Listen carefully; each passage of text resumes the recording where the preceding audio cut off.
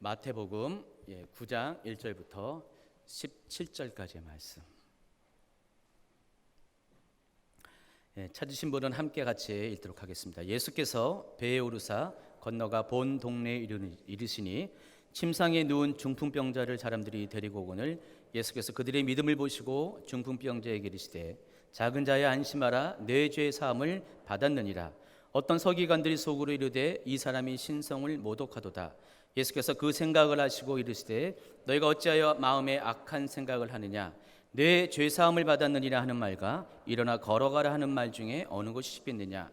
그러나 인자가 세상에서 죄를 사하는 권능이 있는 줄을 너희로 알게 하려 하노라 하시고 중풍병자에게 말씀하시되 일어나 내 침상을 가지고 집으로 가라 하시니 그가 일어나 집으로 돌아가거늘 무리가 보고 두려워하며 이런 권능을 사람에게 주신 하나님께 영광을 돌리니라.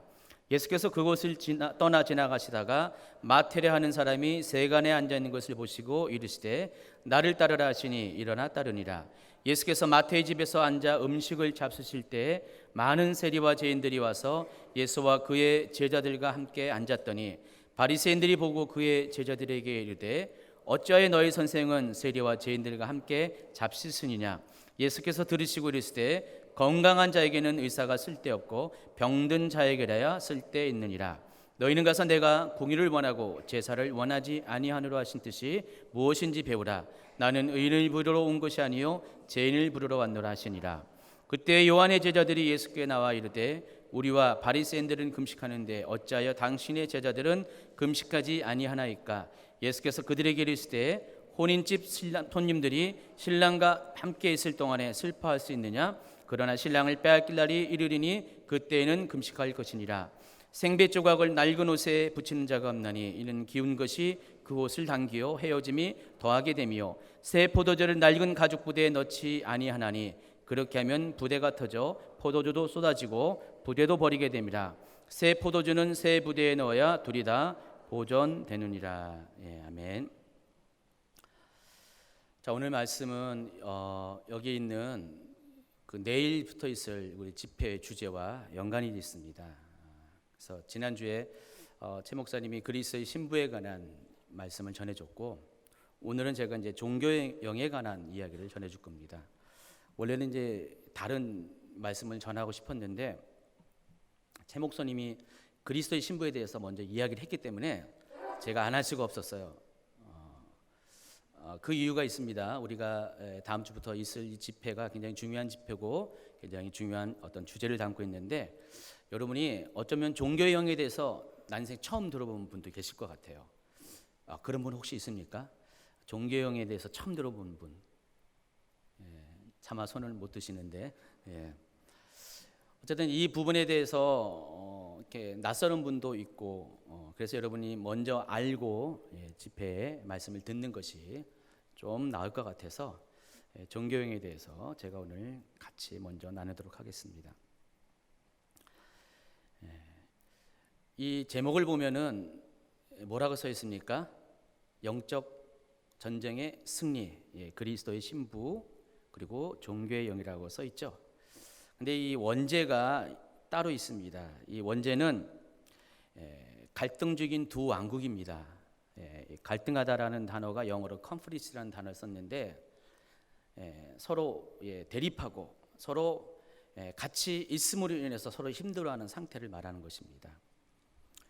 지금 이 세상은 두 개의 왕국이 서로 갈등 중에 있습니다. 여러분이 인지하든 인지하지 못하든 간에 우리 곁에는 이 두 왕국이 있는데 바로 그리스도가 통치하는 왕국 그리고 사단이 통치하는 왕국이 서로 지금 대립하고 갈등하고 있다는 것입니다. 근데 그것을 그러한 상황들을 이번 주제는 그리스도의 신부의 영과 종교의 영을 통해서 어떻게 이 두 왕국이 대립하고 있는가를 잘 설명해 줄 겁니다. 지난 8월 10일 날 금요일 날 저희 교회에서 특별한 강의가 있었는데 기독교와 사이버 전쟁이라는 제목으로 어느 목사님께서 와서 말씀을 전해 주셨습니다. 기독교가 지금 세상 가운데 많은 어떤 핍박을 당하고 있습니다. 특별히 사이버 세상 가운데 기독교를 향한 그런 공격의 수위가 대단하기 때문에 어떻게 이 기독교가 이 세상을 바라보고 이 시대를 이겨나갈 수 있는가? 또 기독교를 핍박하는 어떤 정체는 과연 뭔가에 대해서 그 강의를 통해서 우리가 알게 되었습니다. 그러한 일들이 일어나는 이유가 뭘까 생각을 해봤습니다. 왜 이런 일들이 불과 한 몇십 년 전만 해도 기독교는, 교회는 세상과 크게 다툼이 없었어요. 세상에 선한 영향력을 끼쳤고 세상도 좋아했고 또 교회도 세상에 빛과 소금의 역할을 감당했는데, 지금 시대는 아무리 교회가 잘해도 여러분이 크리스찬들이 정말 거룩하고 성실한 삶을 살아도 이상하리만큼 교회가 세상 가운데 좋은 평을 받지 못합니다. 그래서 종교의 선호도 순위를 봤더니 굉장히 기독교가 낮아요. 천주교, 불교, 그 다음에 세 번째가 기독교인데, 무신론자 중에서 데이터를 뽑았더니 더 수치는 낮아집니다. 그만큼 기독교에 대한 잘못된 이해가 있고 또 오해가 있는 것이 사실입니다. 그러나 그러한 어떤 상황 가운데는 그렇게 되어질 수밖에 없는 어떤 환경적인 영적인 그런 이유가 있었음을 지난 강의를 통해서 알게 되었습니다. 기독교를 반대하고 멸절시키려고자 하는 어떤 영적인 세력들이 그렇게 주도하게 그것들을 끌고 가고 있다는 것을 알게 되었습니다.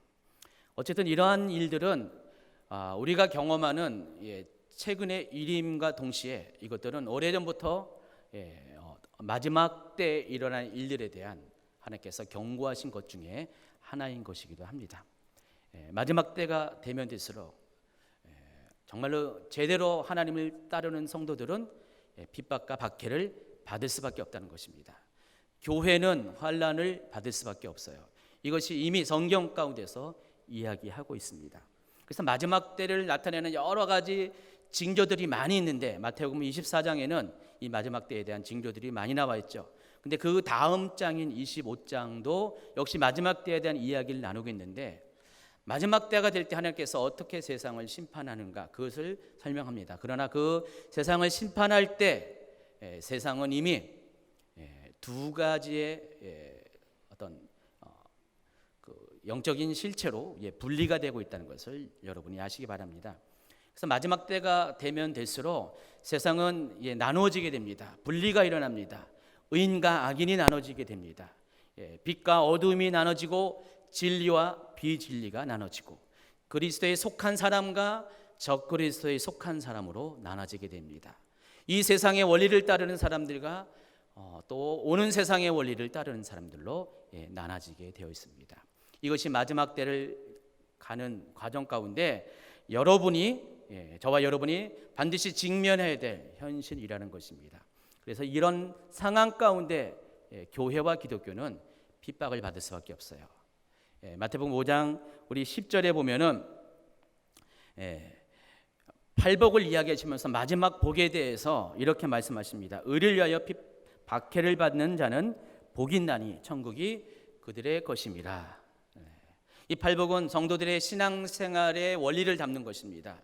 심령이 가난한 자부터 애통한 자, 온유한 자, 의를 위해 주리고 목마른 자, 긍휼히 여기는 자, 또 마음이 청결한 자, 합평케 하는 자, 그리고 마지막 의를 위해 핍박을 받는 자. 이것이 하나의 신앙 성장에 있어서의 어떤 단계를 말하는 것이에요. 우리가 어떻게 신앙 성장을 하는가, 이런 과정을 통해서, 그러니까 심령이 가난한 자를 통해서 천국을 경험하고, 그리고 마지막으로 의를 위해 핍박을 받는 자를 통해서 이 천국이 완성이 되는 것입니다.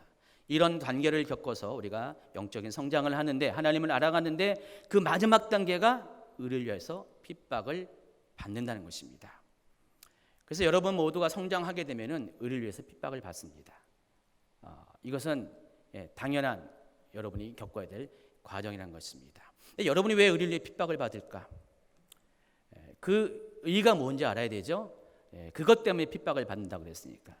여기서 말하는 그 의는 하나님의 의를 말하는 것인데, 바로 하나님의 마음과 뜻과 계획과 그분의 성품과 그분에 속한 모든 것입니다. 그래서 여러분은 마지막 때에 가면 갈수록 여러분이 하나님을 믿는 것 때문에, 하나님의 뜻을 따르는 것 때문에, 하나님의 성품대로 살아가는 그것 때문에 세상으로부터 핍박을 받는다는 것입니다. 그런 시대가 지금 가까이 오고 있습니다. 그러나 여러분 슬퍼하지만은 마십시오. 그것 때문에 여러분이 받는 복이 있기 때문에 어떤 복을 받습니까? 천국이 여러분의 것이 되기 때문입니다. 이어지는 11절과 12절은 이렇게 말합니다. 나로 말미암아 너희를 욕하고 박해하고 거짓으로 너희를 거슬려 모든 악한 말을 할 때에는 너희에게 복이 있나니 기뻐하고 즐거워하라. 하늘에서 너희의 상이 큼이라. 너희 전에 있던 선지자들도 이같이 박해하였느니라. 여러분 10절과 11, 12절을 잘 비교해 보면은 동일하게 이 메시지를 듣는 제자들에 대한 예수님의 호칭이 달라진 것을 알 수 있습니다. 10절에서는 뭐라고 합니까? 천국이 그들의 것이니라 3인칭으로 되어 있죠. 근데 11, 12절에는 너희의 것이라 2인칭으로 바뀝니다. 우리가 핍박을 통과하게 되는 그 가장 중요한 이유, 또 핍박을 통과하게 돼서 받는 복의 내용의 가장 중요한 것은 바로 하나님이 여러분을 가리켜서 그들이 아니라 너희로 지칭한다는 것입니다. 하나님과의 관계가 바뀌는 것이에요. 핍박을 함께하는 사람들은 이제 하나님 나라의 사람이 된 겁니다. 백성이 된 겁니다. 하나님 나라의 공동체의 일원으로 예수님께서 인정을 해 주셨다는 것입니다. 그러나 이 핍박은 여러분에게 굉장히 중요한 겁니다. 여러분 핍박받는 거 두려워하지 마십시오. 박해를 두려워하지 마십시오. 이 핍박을 통해서 여러분은 하나님의 자녀됨이 확인되고 여러분이 하나님의 백성임이 분명해지기 때문입니다. 어쨌든 크리스찬들은 하나님 때문에 핍박을 받을 수밖에 없는 것, 이것이 마지막 때로 가면 갈수록 우리에게 닥치는 그런 이 세상의 구조라는 것입니다. 그래서 여러분 핍박을 피해서 도망가거나 이 핍박이 무서워가지고 예수님을 포기하거나 하나님을 부인하는 일이 있어서는 안 되는 것입니다. 핍박을 통과할 수밖에 없는, 크리스찬들이 핍박을 통과할 수 있는 이유가 있습니다. 그것은 이 세상이 두 가지 원리가 함께 공존하는 세상 가운데 우리가 살고 있기 때문입니다. 에베소서 1장 21절은 힌트를 제공하는데 이것에 대해서 이 세상은 두 가지의 원리가 있습니다. 여지껏 창세 이후로 우리가 타락한 이후로 이 세상을 인간을 지배했던 그런 이 세상의 원리, 육신의 원리, 마귀의 그런 원리가 여러분 가운데 작용하고 있습니다. 또 한 가지는 예수님이 2000년 전에 이 땅에 오시면서 무엇을 갖고 왔냐면 하늘을 갖고 오셨어요. 하나님의 마음과 뜻과 하늘의 원리를 갖고 왔습니다. 그래서 예수님을 영접한 자들에게는 이 두 가지가 같이 있어요. 그래서 우리는 이 두 가지가 공존하는 세상 가운데 살 수밖에 없습니다. 근데 이것이 갈등을 일으키고 있어요. 컨플릭트. 서로 대립하고 밀어내고 있다는 것입니다. 서로 공존할 수 없기 때문에 우리는 그런 시대에 살 수 있습니다. 여러분은 하늘의 원리를 따라야 되고 오는 세상의 원리를 따라야 되지만은 또 한편으로는 여러분의 육신이 붙잡고 있는, 육신이 끌어가고 있는 이 세상의 원리를 따를 수밖에 없다는 것입니다. 세상 사람들은, 하나님을 모르는 사람들은 오는 세상의 원리에 대해서 몰라요. 하늘의 원리에 대해서 몰라요. 그렇기 때문에 이 세상의 원리대로 살아가는 것에 충실하면 그만입니다. 근데 그런 사람의 눈에는 오는 세상의 원리를 알고 그대로 살아가는 사람들이 달같지가 않다는 것입니다. 이해가 할 수가 없어요. 그들의 삶이 상식적이지가 않다는 것입니다. 바로 여러분을 가리킵니다. 그래서 여러분을 핍박한다는 것입니다. 어쨌든 이러한 상황으로 인해서 마지막이 점점 가까울수록 여러분은 핍박을 감당해야 될 것을 여러분은 아시기 바랍니다. 세상은 점점 뚜렷한 양극화의 현상으로 나아갈 것입니다. 경제적으로 가진 자와 못 가진 자, 이것만이 양극화가 아닙니다. 영적으로도 의인과 악인이 점점 나눠지는 시대에 여러분이 직면하게 될 것입니다. 지금 여러분이 마지막 때를 알 수 있는 한 가지의 그런 힌트가 뭡니까? 세상이 점점 악해지잖아요. 예사롭지가 않습니다. 예전과는 달리 점점 세상이 점점 어두워지고 있어요. 진리가 아닌 비진리가 자꾸만 세상을 지배하고 있습니다. 여러분 실망되고 두렵습니다. 과연 내가 어떻게 이 세상에서 살아갈까? 그러나 여러분 또 한 가지, 여러분의 얼굴을 반대쪽을 쳐다보면은요, 아무리 세상은 어두워질지라도 하나님은 이 세상을 더욱더 빛 가운데로 여러분이 인도하고 계시다는 것입니다. 그래서 세상은 악인은 더욱더 악해지고 의인은 더욱더 선해지는 그런 구조로 나아가고 있어요. 그래서 점점 세상이 하나님에 대해서 경멸하고 하나님을 싫어하고 하나님에 대적하지만은 반대로 한쪽에서는 정말 하나님을 사랑하는 사람들이 어떤 대가를 통해서도 하나님을 사랑하고자 하는 사람들이 지금 점점 많아지고 있다는 것입니다. 아마도 여러분들이 아마 그런 사람들 중에 속할 것입니다. 맞죠? 정말 하나님을 제대로 섬기기 위해서, 제대로 예수님을 사랑하기 위해서 아마 이곳에 오신 분들이 많을 것이라고 믿습니다. 내일부터 있을 이 제목, 집회의 제목, 갈등 중인 두 왕국. 아마 목사님께서, 강사 목사님께서 전해줄 것도 바로 이 두 왕국에 관한 이야기를 말씀해 주실 것입니다.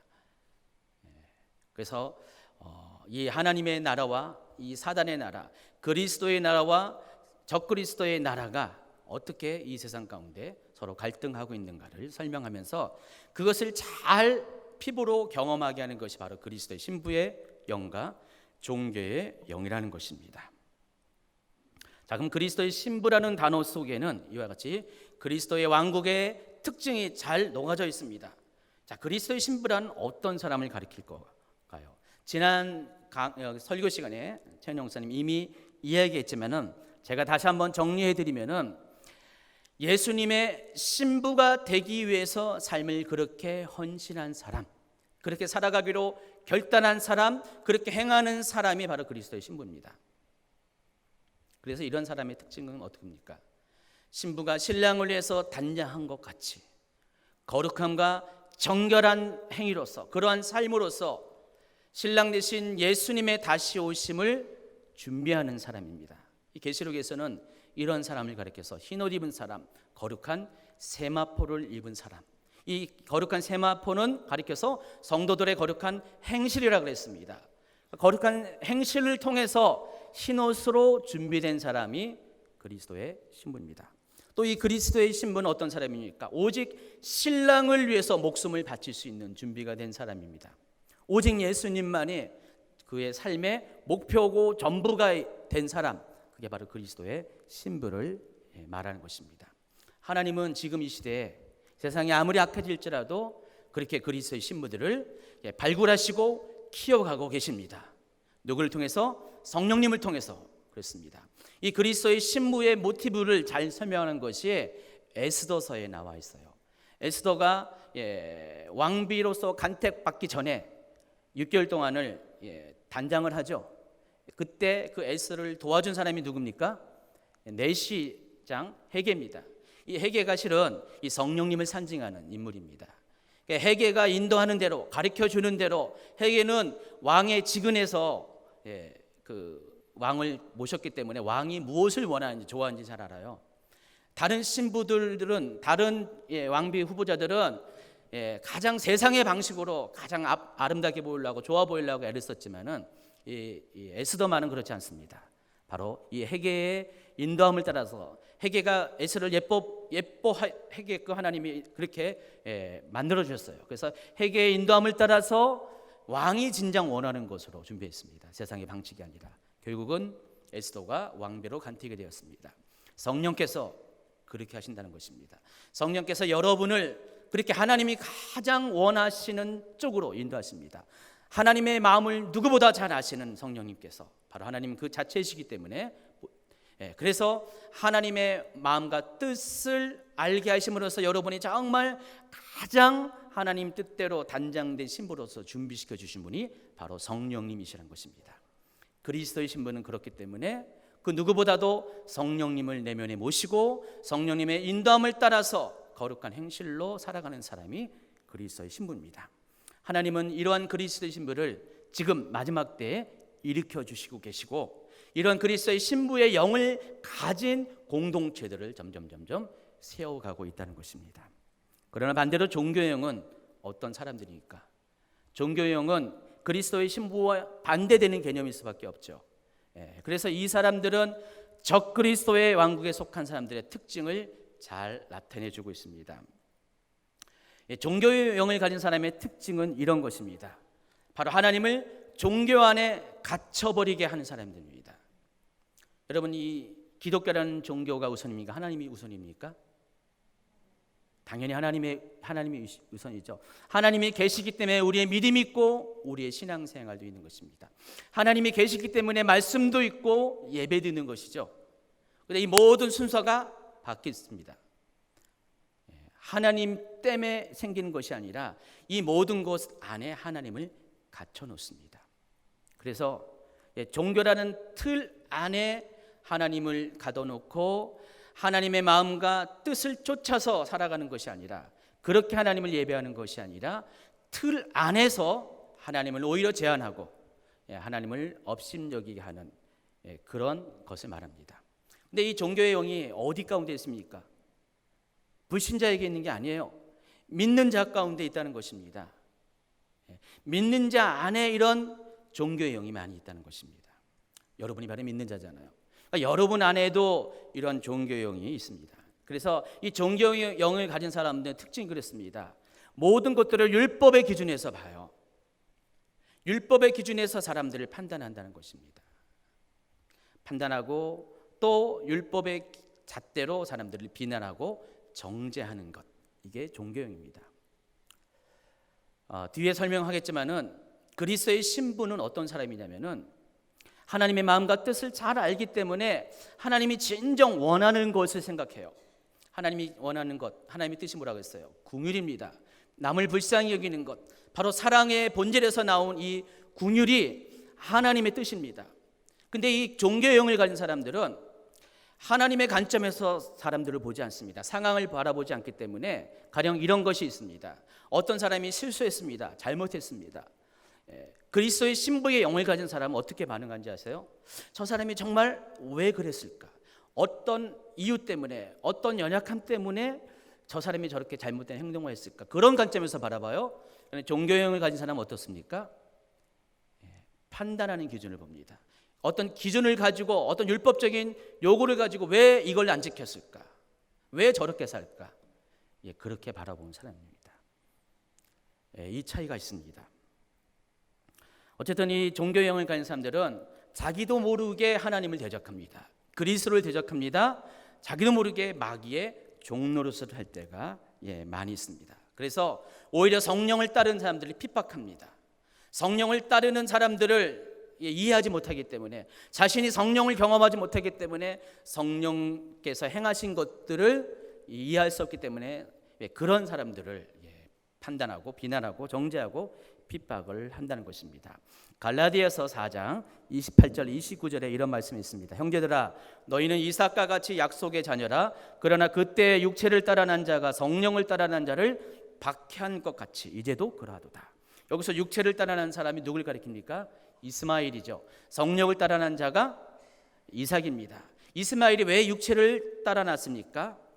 하나님께서 허락한 방식이 아니라 아들이 없다 보니까 아브라함이 택한 것은 차선의 방법, 종을 통해서 자식을 얻었습니다. 그게 이스마엘입니다. 그래서 이스마엘은 육체를 따라 타고난 사람이에요. 태어난 사람입니다. 하나님의 뜻과는 상관이 없는 아브라함의 욕심으로, 아브라함의 생각으로 이 세상에 태어난 사람입니다. 그러나 이삭은 하나님께서 미리 이삭이 출생할 것을 1년 전에 예고하시고 그 방식대로 태어난 그런 성령의 인도함을 따라 난 아들입니다. 그런데 이스마엘이 이삭을 핍박했습니다. 그리한 것처럼 사도 바울의 때도, 그리고 마지막 때도 성령을 따라 태어난 사람들을 육체로 태어난 사람들이 핍박하는 시대가 오게 된다는 것입니다. 어떤 방식이냐, 어떤 이유로 인해냐? 바로 종교의 영에 의해서, 종교의 영의 방식을 따라서 성령을 따라 태어난 사람들을 핍박하는 시대가 오게 된다는 것입니다. 그들이 이같이 하는 행동을 하는 이유는 다른 것이 아닙니다. 눈이 멀었기 때문에, 귀가 들리지 않았기 때문에, 하나님의 마음이 정말 무엇인지를 알지 못했기 때문에, 성령이 누구인지를 모르기 때문에, 성령을 경험하지 못하기 때문에 그들도 알지 못하고 이렇게 종교형에 휩싸여서 그렇게 행동을 한다는 것입니다. 어쨌든 지금 이 시대는 이런 두 가지의 영적 세력 간의 갈등이 일어나고 있습니다. 믿는 자 안에서, 교회 안에서 그런 일이 일어나고 있다는 것입니다. 우리가 외부의 적과도 싸움도 굉장히 중요하지만은 우리가 간과할 수 없는 것이 바로 내부의 적이라는 것입니다. 이 내부 안에서 기독교 안에서 기독교를 크리스천들을 핍박하는 일들이 굉장히 많아지고 있다는 것을 여러분이 아시기 바랍니다. 그래서 이 종교형을 가진 사람들의 특징은 인본주의를 모토로 삼고 있습니다. 그들이 하나님을 안다고 생각하지만은 모든 행동의 결정이 판단이 하나님 방식이 아니에요. 인간의 이성의 방식을 따라합니다. 많은 경우 교회들이 분란을 일으키는 이유가 뭔지 아세요?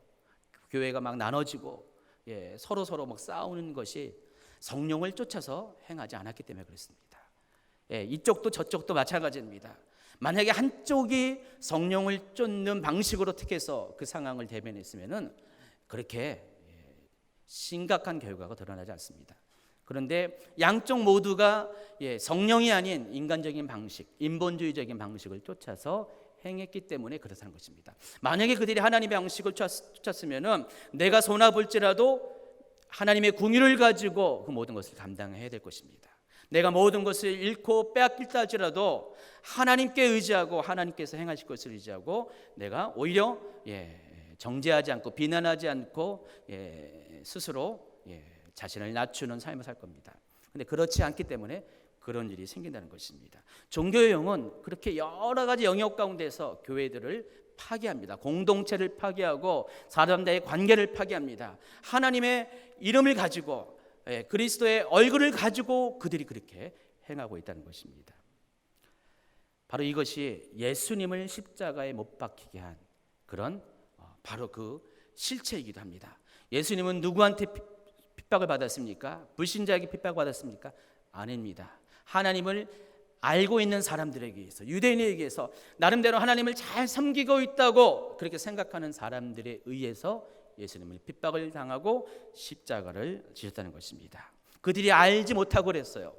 예수님이 십자가에서 돌아가실 때 저들의 용서해달라고 그랬습니다.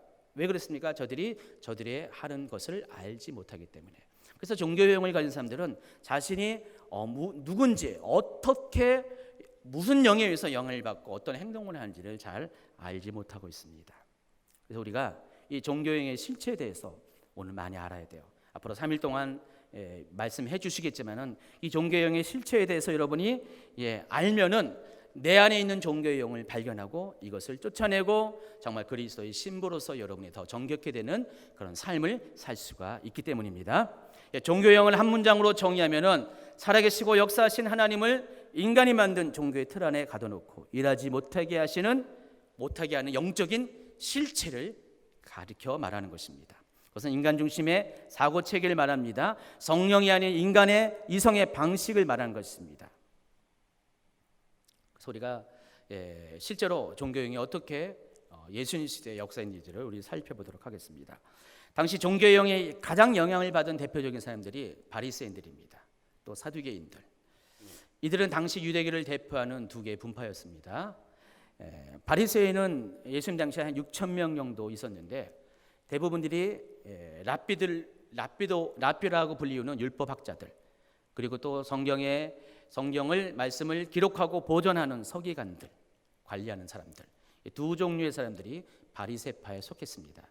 이들은 누구보다도 성경을 잘 알고 또 하나님에 대해서 자기가 잘 섬기고 있다고 생각하는 그런 사람들입니다. 또 한 사람들은 사두개인들입니다. 이들은 상대적으로 바리새인에 비해 소수입니다. 당시의 제사장 그룹을 말하는 것입니다. 어쨌든 이 두 종류의 사람들은 유대교의 가장 중요한 율법과 제사를 담당한 사람들이었습니다. 또 다른 말로 하면 유대교의 기득권을 가진 사람들이었고 유대교 안에서 존경을 받을 수 있는 그런 사람들이었습니다. 그런데 그런 사람들이 자타가 공인하는 하나님을 잘 알고 말씀을 잘 아는 그런 사람들이 예수님을 핍박했습니다. 예수님을 십자가에 달리게 했습니다. 그 이유가 그들 뒤에 역사하는 종교의 영 때문에 그렇다는 것입니다. 오늘 본문 마태복음 9장 1절, 2절, 3절, 4절을 보면은 예수께서 배에 오르사 건너가 본 동네에 이르시니 심상에 누운 중풍병자를 사람들이 데리고 오고는 예수께서 그들의 믿음을 보시고 중풍병자에게 이르시되 작은 자여 안심하라 내 죄사함을 받았느니라. 어떤 서기관들이 속으로 이르되 이 사람이 신성을 모독하도다. 예수께서 그 생각을 하시고 이르시되 너희가 어찌하여 마음에 악한 생각을 하느냐 이렇게 말씀하십니다. 예수님께서 중풍병자를 데리고 온 사람들의 믿음을 보시고 그 믿음을 통해서 이 중풍병자에게 죄사함을 선포합니다. 근데 예수님께서 이 중풍병자를 고치시는 동기가 그들의 믿음이라고 했는데, 그들의 믿음이 과연 어떤 것인가를 보면은 병행구절인 마가복음 2장 4절에 이렇게 씁니다. 무리를 때문에 예수께 데려갈 수 없으므로 그 계신 곳에 지붕을 뜯어 구멍을 내고 중풍병자의 누운 상을 달아내렸다 그랬습니다. 마태복음에는 이 자세한 내용이 설명되지 않지만 마가복음에서는 이것이 설명되어 있습니다. 여러분 상식적으로 생각해 보세요. 아무리 급한 병을 가진 사람이라도, 중한 일이라도, 예수님이 지금 막 설교하고 있는데 지붕을 뻥 뚫고 들것을 내려가지고 예수님 고쳐주세요 하는 사람이 있다 그러면 여러분 어떻게 됩니까? 아마 여러분도 편하게 보지 않을 것입니다. 아니, 저 사람들 왜 저래? 너무한 게 아니야. 예의도 없어. 상식적이지 않아? 말씀이 끝나면은 데리고 올 것이지 왜 저래? 아마 그렇게 할 겁니다. 그렇죠?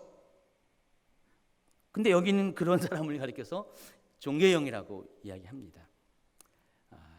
근데 왜 이 사람들이 그렇게 행동을 했을까요? 뭐 때문에 그랬을까요? 오로지 한 가지입니다. 영혼에 대한 긍휼. 그 사람을 고쳐야 되는데 지금 예수님을 보는 것이 쉬운 것이 아니잖아요. 마침 예수님께서 집에 들어가서 말씀을 전하고 계신다는 소문을 들었는데 왔는데 사람들이 꽉 찼어요. 들어갈 틈이 없어요. 그들이 택한 방식은 지붕을 뚫고서라도, 옛날의 지붕은 이와 같이 이렇게 콘크리트가 아니라 흙으로 된 것서 뚫기가 수월했습니다. 지붕을 뚫고서라도 예수님 앞에 그 사람을 보이면 그 사람이 나음을 얻을 것이라는 믿음의 확실이 있기 때문에, 그 믿음은 바로 긍휼의 근거에서 왔죠. 예수님은 그것을 보았기 때문에 그 사람을 고쳐주시기로 작정을 한 겁니다. 오직 예수님의 그런 치유의 근거는 그거입니다. 그러나 이 장면을 목격한 서기관들은 뭐라 합니까? 말로서는 표현하지 않습니다. 속으로 말합니다. 어떤 서기관들이 속으로 이르되 이 사람이 신성을 모독하도다. 여기서 신성을 모독한 것이 무슨 뜻이냐? 병행구절인 마가복음 2장 7절에서 이렇게 말합니다. 이 사람이 어찌 이렇게 말하는가? 신성 모독이로다. 오직 하나님 한 분 외에는 누가 능히 죄를 사하겠느냐? 그렇죠? 죄를 사한다는 말은 아무나 할 수 있는 것이 아니에요. 죄는 하나님과 관련된 거기 때문에 오직 하나님만이 그 죄를 사하겠다는 말씀을 하실 수 있다는 것입니다. 그래서 속으로 판단하고 있었어요, 예수님을요. 근데 예수님이 속으로 이 사람이 말하는 것을 알고 계셨는데 이렇게 되어질 일들을 몰랐을까요? 사람의 중심을 아시는 예수님께서 이렇게 미래에 일어날 일들을 모르실 리는 없습니다. 알았습니다. 그러나 알았음에도 불구하고 예수님께서 그냥 병만 고쳤으면 편한데 내 죄사함을 받았다라는 선언을 함으로 인해서 이렇게 판단을 받아야 될 이유가 과연 뭐냐 이거죠. 예수님께서 이렇게 말씀하십니다. 4절과 5절. 예수께서 그 생각을 하시고 이르시되 너희가 어찌하여 마음에 악한 생각을 하느냐? 내 죄사함을 받았느니라 하는 말과 일어나 걸어가라 하는 말 중에 어느 것이 있겠느냐? 여러분 보시기에 예수님 입장에서 이 둘 중에 어떤 것이 있습니까? 당연히 일어나 걸으라가 쉽습니다. 물론 여러분에게는 그것이 굉장히 어려운 거예요. 그렇죠? 여러분 중에 누가 이렇게 중풍병자였는데 예수님의 명령은 일어나 걸어라. 물론 믿음이 발동해서 할 수가 있는데 뒷일을 감당해야죠. 안 일어나면 어떡할 거예요? 그래서 여러분 이게 인간으로서는 그것이 굉장히 어려운 거예요. 그러나 죄사함을 받으라 하는 것은 오히려 말만 하면 끝나는 거니까 쉽습니다. 그러나 예수님에게는 이 일어나 걸어라는 것이 더 쉽고 죄사함을 받으라 하는 것이 더 어렵습니다. 그러니까 일어나 걷는 것은 이미 8장에서 중풍병자 일으켰잖아요. 예수님에게는 일도 아니에요. 그러나 죄사함을 받으라 할 때는 당연히 이런 서기관들로부터 바리새인들로부터 판단과 비난을 받을 수밖에 없는 상황을 예수님이 너무나 아셨어요. 그러나 그럼에도 불구하고 예수님께서 이렇게 행하신 이유가 뭡니까? 그 사람의 병도 굉장히 중요합니다. 중풍병을 고치는 것도 굉장히 중요하지만은 예수님의 생각 가운데 가장 중요한 것은 이 사람의 육체보다도 그 사람의 죄사함을 받는 것이에요. 영혼의 고침을 받는 것입니다. 예수님은 그 사람이 죄인인 것을 알았어요. 죄인인 것을 알기 때문에 죄인인 그를 데리고 온 그 친구들의 믿음을 보시면서 죄인이 요청하지 않았음에도 불구하고 이 사람을 고치기로 작정을 하실 것입니다. 그래서 예수님의 관점은 그거예요. 눈에 보이는 어떤 영역보다, 육체의 영역보다는 그 영혼의 그런 병든 것이 더 중요했기 때문에 예수님의 고침의 치유의 우선순위는 바로 제사함이었다는 것입니다. 그리고 나서 제사함이 선포되자마자 뒤에 보면은 그가 바로 침상을 들고 일어서는 장면을 봅니다. 그러나 종교행을 가진 사람은 다릅니다. 사람의 영혼을 보지 않습니다. 껍데기를 중요합니다. 긍휼한 마음으로 그 사람을 보지 않습니다. 오직 율법의 껍데기의 기준을 가지고 사람들을 판단합니다. 사람의 영혼에는 별다른 관심이 없어요. 종교적인 영혼, 종교의 영혼의 사람들은 오직 율법, 오직 하나님 말씀에 맞느냐 어긋나냐 이것만을 가지고 사람들을 판단하는 사람, 이런 사람들이 종교의 영을 가진 사람들, 종교영의 실체라는 것입니다. 두 번째 장면입니다. 마태를 부르십니다. 예수님께서 마태를 부르시는데 예수님께서 마태를 제자로 삼았으면은 그냥 따라와 함께 가는 것으로 그쳤으면 됐는데 예수님께서 보시면은 10절에 보니까 불편한 행동을 하셨어요. 예수께서 마태의 집에서 앉아 음식을 잡수셨다고 그랬습니다. 여러분 당시로서는 이 예수님의 행동은 굉장히 파격적인 것이었어요. 의로운 사람이 죄인과 함께해서는 안 됐기 때문에 세리는 죄인이었습니다. 죄인 중에서도 굉장히 민족적으로도 혐오받는 사람이었습니다. 그런데 예수님께서 그것을 알면서도 판단받는 것을 알면서도 마태의 집에서 함께 죄인들과 함께 식사를 나눕니다. 그랬더니 바리새인들이 이것을 보고 제자들에게 말합니다. 어찌하여 너희 선생은 세리와 죄인들과 함께 잡수시느냐. 근데 예수님께서 이같이 일을 하신 이유가 있습니다. 바로 마태 때문에 그래요.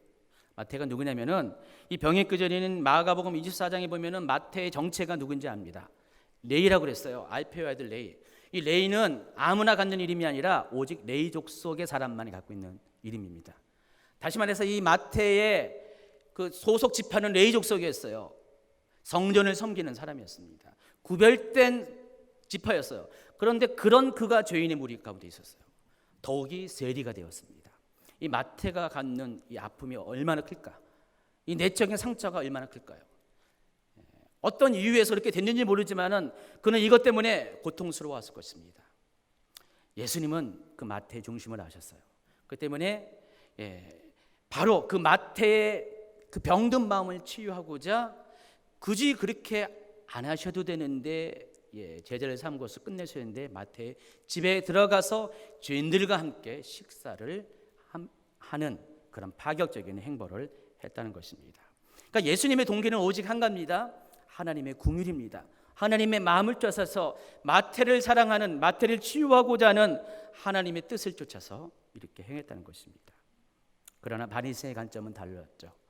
오직 자신들의 눈에 보기에 율법적인 기준, 의인이 죄인의 자리에 앉지 말아야 된다는 오직 그것을 충족하고자 예수님을 비난했다는 것입니다. 예수님께서 이렇게 말씀하십니다. 예수께서 들으시고 이르시되 건강한 자에게는 의사가 쓸데없고 병든 자에게라야 쓸데있느니라. 너희는 가서 내가 긍휼을 원하고 제사를 원치 아니하노라 하신 뜻이 무엇인지 배우라. 나는 의인을 부르러 온 것이 아니라 죄인을 부르러 왔노라. 바로 이것이 종교의 영이 아닌 그리스도의 신부의 영을 가진 사람들, 하나님의 마음을 아는 사람들이 할 수 있는 말이라는 것입니다. 예수님은 이것 때문에 마태의 집에서 그와 함께 식사를 나눴습니다. 하나님이 원하신 것은 거룩을 지키기 위해서 무엇과 무엇을 분리하는 것이 아닙니다.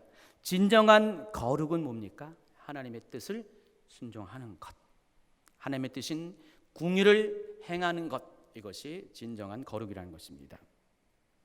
세 번째입니다. 9장 14절 이후에 나오는데 이번에는 세례 요한의 제자들이 나오는데 이 세례 요한의 제자는 아까 바리새파, 사두개파와 더불어서 또 유대교의 한 분파 중에 하나입니다. 에세네파라고 합니다. 사해 근처의 쿰란이라는 곳에서 공동체를 이루며 살면서 세상과는 단절합니다. 결혼도 하지 않습니다. 오직 경건한 생활을 쫓아서 합니다. 거의 매일같이 금식을 하면서 기도하는 일에 보내는 사람입니다.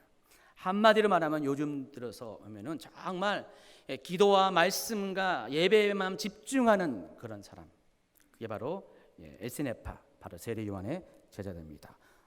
세례 요한의 제자들이 딱 봤는데 예수님 자기들과 바리새인들은 금식을 하는데 일주일에 2번 한다고 했죠.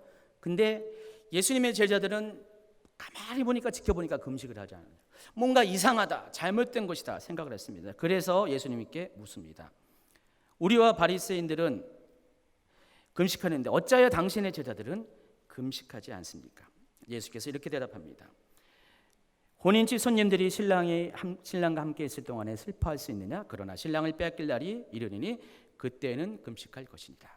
여러분, 성경에서 금식에 대해서 이야기하는데 다 정리하면은 금식은 크게 2가지로 구분할 수가 있습니다. 금식을 왜 하느냐? 첫 번째가 개인적인 혹은 국가적인 위기가 닥쳤을 때 그 위기를 극복하고자 하나님의 뜻을 변경시키고자, 그래서 하나님께 간절히 자신의 그런 마음을 이렇게 어필하는 것이 금식입니다. 또 한 가지는 하나님과의 친밀감 때문에, 하나님을 너무 사랑하기 때문에 자신의 육체의 것들을 줄이고 영적인 것을 추구하는 것입니다. 이럴 경우는 자원하는 마음으로 하는 것입니다. 여러분, 바리새인들과 그리고 요한의 제자들이 왜 금식한지 아십니까? 첫 번째 이유가 아닙니다. 그들이 하는 금식의 이유는 2번째예요. 하나님 앞에 자원하는 마음으로, 하나님을 섬기는 예로서 금식을 하는 것입니다. 그렇기 때문에 이 금식에 대한 요구는 율법에 되어서는 안 돼요. 누구에게 하라 말라 하는 것이 아니라 이것은 철저히 자기와 하나님과의 관계 속에서 금식하는 것이에요. 자원해서 하는 것입니다. 그런데 지금 상황이 어떻습니까?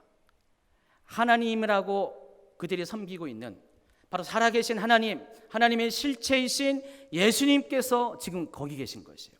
근데 예수님과 함께하고 있는 상황 가운데 금식이라는 것은 말이 안 되는 것입니다. 여러분, 아무리 금식의 율법일지라도 이 모세 율법이면은 혼인 잔치할 때는 금식하지 말아야 돼요. 혼인 1년의 신혼 기간 동안에는요, 전쟁에 나가서도 안 돼요.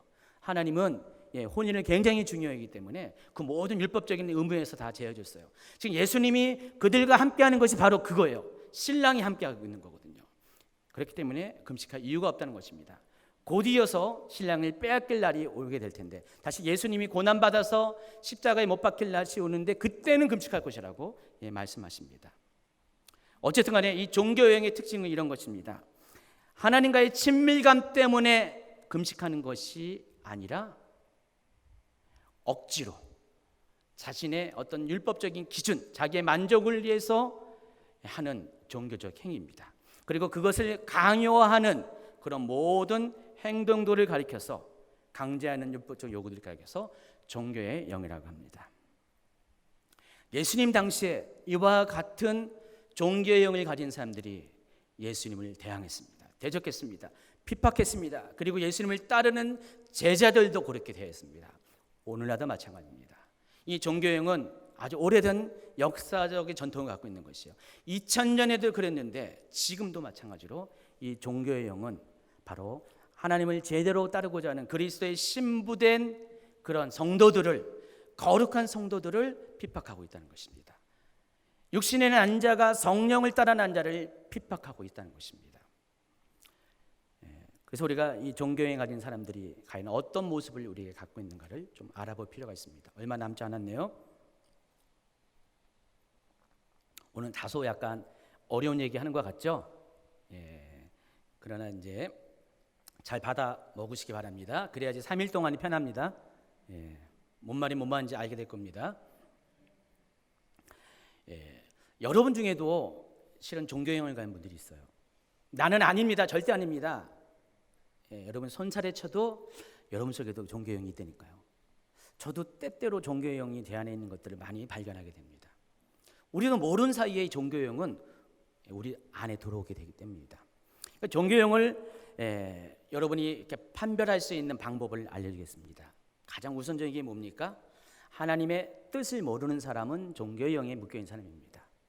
하나님의 뜻은 뭐라고 했어요? 긍휼입니다. 남을 불쌍히 여기는 것입니다. 그래서 모든 사람들을 바라보고 어떤 사건들을 판단할 때 인간의 방식이 아니라 율법의 요구대로 한 것이 아니라 바로 하나님의 뜻대로 바라보는 사람들은 종교의 영과 무관한 사람입니다. 오히려 그리스도의 신부의 영으로 채워진 사람이죠. 그래서 여러분 모든 것을 사건을 바라볼 때마다 긍정적인 시선이 필요해요. 무조건 긍정적인 것으로 하라는 것이 아닙니다. 때로는 날카로운 비판도 필요하지만은 적어도 여러분 속에 그 사람이 어떤 사람이 잘못을 할 때 그 사람이 왜 그랬을까? 그 사람의 상황과 형편과 그 사람 속에 아픔을 먼저 생각해 보야 되는 것입니다. 여러분 예수님이라면은 어떻게 할까? 판단하기 앞서 정죄하기 앞서서 예수님은 그 영혼을 먼저 바라봤을 것입니다. 그래서 영혼의 그런 아픔을 먼저 바라봤을 것입니다. 아까 읽어드린 것처럼 마태복음 9장에 있는 것처럼 예수님은 중풍병자의 사정을 고려해서 일어나 걸으라는 말과 보다 죄사함을 받으라는 말을 먼저 했고요. 마태의 집에서 자신이 그것 때문에 곤란한 것을 알면서도 세리와 죄인들과 함께 식사를 하시는 분이었습니다. 바로 그런 예수님의 마음을 여러분이 갖고 있다면 여러분은 종교의 영과 무관하지만 만약에 그렇지 않다면 여러분은 안에 종교의 영을 가지고 있다는 것을 판단하시기 바랍니다. 그래서 종교의 영을 가진 사람에게는 사랑과 긍휼을 기대할 수 없습니다. 그들은 어떻게 용서를 행할지도 모르기 때문에 오직 그들의 관심은 하나님의 공의를 세우기 위해서, 이 교회를 지키기 위해서, 이 공동체를 지키기 위해서 내가 뭔가를 열심히 다해야지, 최선을 다해야지, 그것이 하나님의 뜻이라고 생각하고 있습니다. 자기도 모르는 사이에 그렇게 하고 있다는 겁니다. 저도 때때로 모를 때 막 그래요. 저는 원래 그런 사람이 아닌데 제가 아는 저의 각오는 늘 언제나 사람들에 대해서 긍휼히 여기고 불쌍히 여기고 그게 제 이제 하나님 주신 목회자의 마음이었는데 저도 어느 날부터 안 그렇더라고요. 막 판단해요. 그래서 그때마다 그런 것들을 문득문득 깨닫게 됩니다. 최근에도 막 그런 일이 있었어요. 교회가 점점 이렇게 공동체가 커지면서 공동체를 잘 관리한다는 그런 생각이 자꾸만 저로 하여금 막 그렇게 만들 때가 있습니다. 그냥 긍휼을 베푸는 것이 너무 무디고 어떤 이렇게 공동체를 지키지 못하는 어리석은 행동이라는 생각이 자꾸만 저한테 들 때가 있어요. 그럴 때마다 그런 행동을 할 때가 있어요. 여러분 앞에 회개합니다. 하나님 앞에 회개하지만은 이거는 종교의 영에 의해서 저도 모르게 장악된 잘못된 실수라는 것입니다. 종교의 영을 어떻게 우리가 또 가진 사람을 판단할 수 있을까요? 성령과 무관한 삶을 사는 사람. 성령님을 경험하지 못한 사람은 당연히 하나님의 뜻을 알 수가 없어요. 성령님의 역할은 보혜사라고 했잖아요. 상담자, 중보자, 인도자, 우리의 위로자입니다. 그래서 성령님이 계셔야지만 여러분이 성령님과 함께 해야지만은 여러분이 종교의 영에서 자유할 수가 있어요. 성령님이 여러분이 따라가면 곧바로 종교의 영이 여러분을 묶어냅니다. 그래서 늘 언제나 성령님을 가까이 하고 성령님과 친밀한 교제를 나누고 그분께 묻고 인도함을 따라가야 됩니다. 그렇게 하면 우리는 종교의 영에 휩쓸려가는 행동을, 삶을 살지 않게 됩니다. 어쨌든 예수님은 이 종교의 영이 묶여있는 그들조차 사랑하고 그들조차 변화시키기 위해서 이 땅에 오셨습니다. 그들을 용서하면서 십자가를 지셨습니다. 마지막입니다. 16절 17절을 보시면은 이 종교의 영에 갇혀있는 사람들을 대처하는 예수님의 방식이 어떤 것인지를 알 수가 있습니다. 16절 17절 읽겠습니다. 생배 조각을 낡은 옷에 붙이는 자가 없나니 이는 기운 것이 그 옷을 당기어 헤어짐이 더하게 되며 새 포도주를 낡은 가죽 부대에 넣지 아니하나니 그렇게 하면 부대가 터져 포도주도 쏟아지고 부대도 버리게 됩니다. 새 포도주는 새 부대에 넣어야 둘이 다 보존되느니라. 우리는 언뜻 생각하기에 종교의 영은 대적해야 되기 때문에 싸워야 됩니다. 막 물리쳐야 됩니다. 막 큰 소리로 그냥 대적하는 기도를 하고 그런 것들에 대해서 막 이렇게 반대하고 그래야 된다고 생각합니다. 그러나 예수님은 그러지 않았습니다. 예수님의 방식은 언제나 하나님 본연의 방식이었어요. 바로 긍휼의 방식이었습니다. 그래서 예수님은 분리하지 않았습니다. 나누지 않았습니다. 버리지 않았습니다. 묵은 포도주, 묵은 가죽 부대를 정죄하지 않았습니다. 다만 예수님은 자신의 방식대로 새 포도주는 새 가죽 부대에 담는 방식을 택했을 뿐입니다. 억지하지 않았어요. 변화를 요구하지 않았습니다. 당신들 왜 그래? 하나님께서 이렇게 성령의 시대에 새로운 어떤 말씀을 주셨고 새로운 가르침을 주셨고 깨우침을 줬는데 왜 아직도 낡은 가죽 부대의 삶을 살아야 되냐? 그런 종교적 틀에 살아야 되냐? 그렇게 뭐라고 손가락질하지 않았습니다. 그들은 그대로 놔둡니다. 그리고 다만 예수님은 하나님이 원하시는 새로운 방식을 찾아가는 길을 선택했다는 것입니다. 주임제교회도요, 여러 가지 어렵고 힘든 시간을 많이 견뎌냈습니다. 외부로부터 여러 가지 힘든 거, 환경으로부터 받는 연단도 많이 겪고 하는데 제가 이 시간들 쭉 보니까 가장 힘든 것이 뭐였냐면 종교의 영과의 싸움이었어요. 왜 이렇게 말들이 많은지, 외부로부터도 많고 또 우리 내부로부터도 많고 이렇다 저렇다, 목사님 이렇게 해야 되지 않습니까? 저렇게 되지 않습니까? 뭔가 하나하나가 사람이 많아질수록 많을수록 말도 많아지더라고요. 그리고 판단도 많아지는 것을 말합니다. 그래서 많이 힘듭니다. 그리고 제가 오직하면은 지난번에 주임직교에서 가장 많이 이렇게 여러분들이 이렇게 듣는 그런 어떤 티칭들을 다 내렸을까? 몇 달 전에 그랬어요. 근데 지난주부터 올렸습니다. 이제 제가 아예 그렇게 안 살기로 했어요. 가죽 부대에 얽매이지 않기로 했고 그냥 새 가죽 부대에 충실하기로 결정했습니다. 눈치 안 보려고요. 아마 또 힘든 일이 생길 수도 있는데 그런 일을 택했습니다. 그렇게 한 이유가 다른 것이 아니라 오늘 이 말씀과도 연관되어 있어요.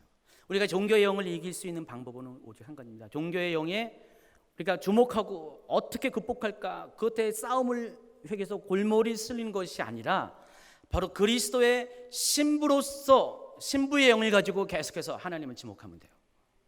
지난주에 최현영 목사님이 한 얘기가 그거예요. 종교의 영과의 싸움이 아닙니다. 새 포도주에 주목하세요. 새 가죽 부대에 주목하세요. 그러면 이 종교의 영은 더 이상 힘이 없습니다. 예수님은 그들과 대항하여 싸우지 않았고요. 그냥 그런 방식을 택했습니다. 그들의 방식도 존중했어요. 그들의 요구도 존중했어요. 왜 존중했습니까? 그들 또한 하나님을 잘 모르기 때문에, 성령님을 모르기 때문에 그런 것이기 때문에 그들 또한 궁일한 마음으로 보셨기 때문에 그럴 수밖에 없었다는 것입니다.